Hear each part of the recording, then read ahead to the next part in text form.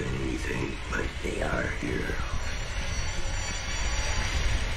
It's just the color. Over all the rest reigned that riot of luminous amorphousness, that alien and undimensioned rainbow of cryptic poison from the well, seething, feeling, lapping, reaching, scintillating, straining, and malignly bubbling in its cosmic and unrecognizable chromaticism. Of all H.P. Lovecraft's creations, few are as terrifying or as truly unknowable as the color out of space, an extraterrestrial force or life form which devastated a swath of Massachusetts landscape after crash landing on Earth via meteorite, featured in the original 1927 short story, as well as the 2019 feature film of the same name. Though the plots of both are functionally the same, there are significant differences in how each portrays the specific way the color interacts with the world around it, particularly the effect it has on the Gardner family and the final moments of its time on our world. In either context, the color is described primarily through comparison and analogy, with the term color itself a wholly inaccurate moniker, coined by those who first witnessed the meteorite immediately after its arrival, in a futile attempt to explain the sight of something completely outside the visible spectrum. While often visualized in ways that associate the color with a perception of living light, a more accurate description would be the impression of something more like a gas, albeit a gas under no obligations to follow any natural laws as human beings understand them. Neither solid nor exactly visible in the sense that we know, but perceptible to the naked eye. Less ephemeral and far more important are the ways in which the color impacts any and all life it comes in contact with, which is where the short story and movie begin to diverge. In both plots, the plant life on the Gardner farm began to prosper in the days after the meteor had struck the property, particularly their crop of fruits and vegetables, which had grown to enormous size and beauty in less time than expected. It was only after harvest that they would discover every single piece of fruit and vegetable had grown repulsively bitter and sickening along with its increased size, forcing the family to throw out their entire crop.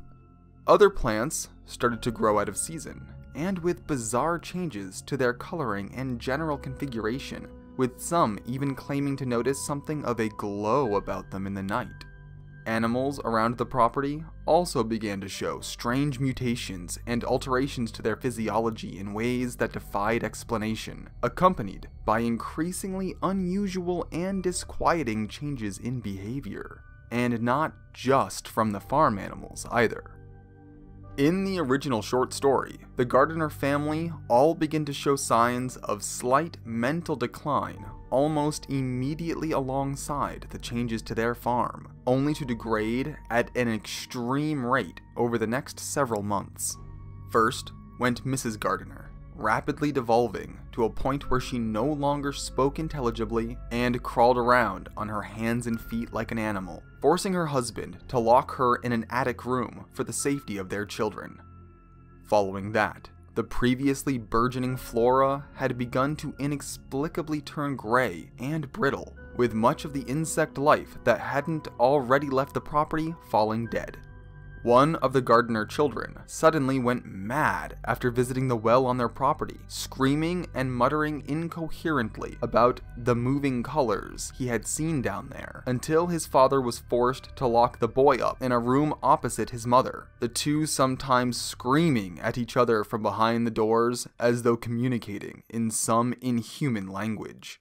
The livestock soon began to show signs of sickness none had ever seen before. Pigs suddenly swollen and fat, only to abruptly go through repulsive changes that rendered their meat inedible, while poultry rapidly turned gray and died, their meat as equally loathsome as the pork.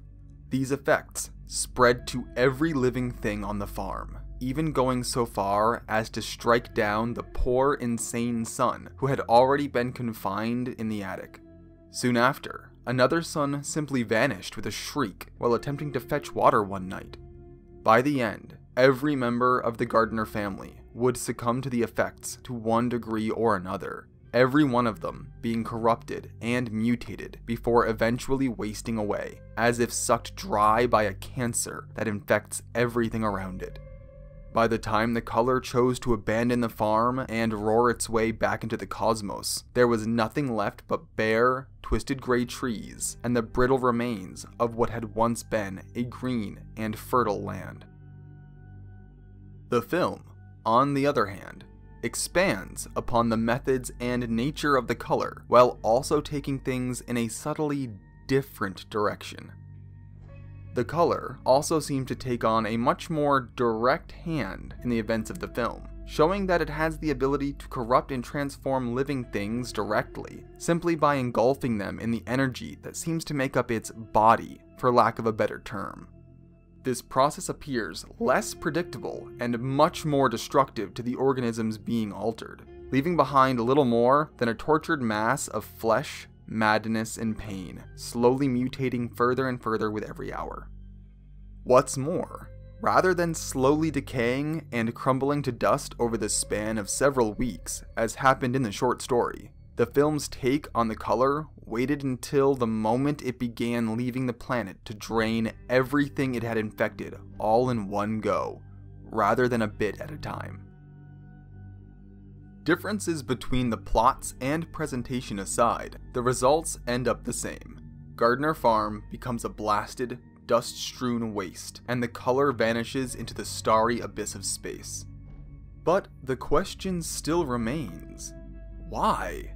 Why did the color alter flora and fauna all around it? What purpose could possibly have been served by driving the Gardner family insane one by one, only to destroy them and everything else it had touched? While it's impossible for anyone to claim that they 100% truly understand the motives behind such a truly and completely alien entity, by taking into account the very nature of being so fundamentally alien to our world, we could at least begin approaching something close to a reasonable theory. There's no way of telling whether or not the initial arrival of the meteor, which carried the color to Earth, was intentional or simply a random coincidence, but it would seem that either way, whatever environment the entity is native to is very likely wildly and insanely different than the one in which it suddenly found itself. Foreign down to the forms of matter and energy we perceive as normal existence. It isn't hard to imagine that the entity would have experienced something approaching what we understand as fear, like a long-range explorer or scout suddenly stranded on a distant and unfamiliar shore without supplies or resources. Caught in such circumstances, weakened, and terribly far from anything it would know as home, it seems reasonable to understand the need to convert the only things you can find with whatever tools you have, in this case, the native flora and fauna, including the Gardner family, into something closer to what you know. Something you can actually make use of. Something you can feed off of, in order to gain enough strength to escape the alien rock you found yourself trapped on. Whether there was an intelligence or maliciousness behind the color in this sense isn't clear at all. It may even have little more thought over its actions than a jellyfish or spider has while hunting prey. In fact, such terms may not even apply to a form of existence so wildly different to our own. Regardless, it seems fairly clear that everything the entity did was to serve at least a preeminent purpose: gather enough strength and energy to leave. This theory is much easier to support through the short story, as many science fiction elements that were central to the theme and plot have been cut or at the very least glossed over in the film adaptation. Most notably, much more attention is given to the actual meteorite which originally carried the color, including its uniquely soft material, immunity to most common scientific tests, absorption of silicate-based materials such as glass, and hints of the same spectrum that we later come to identify with the color itself. Globules of some sort are also found within the stone as it continued to shrink down in size, and the heavy implication is that the entity as we come to know it was actually somehow contained within those globules, released when a curious academic chose to crack one open with a hammer. If this is the natural, normal state of the color, or if it was inside the meteor intentionally, possibly as a means of interstellar travel, is as unknowable as the vastness of space itself. But these extra details in the story add a level of nuance to the color that I find lacking in the film. I also much prefer this idea when contemplating the thought that some part of the color stayed behind when the bulk of it finally left Earth, as the story's brief mention that he had seen something feebly rise, only to sink down again upon the place from which the great shapeless horror had shot into the sky, leaves me with a much greater sense of curious concern and yet unrealized dread than the somewhat less subtle approach the adaptation chose to take. Existential dread and cosmic horror are truly Lovecraft's bread and butter. While there are other stories of his I personally prefer, I can't help but appreciate The Color Out of Space as his very finest work, and one of the most chilling pieces of horror writing ever crafted. In seeking to create a completely alien creature, he managed to bring something to life that has defied proper visual adaptation for nearly a century, that still stands unrivaled in that regard. And it is a genuine pleasure getting to talk about it whenever I get the chance.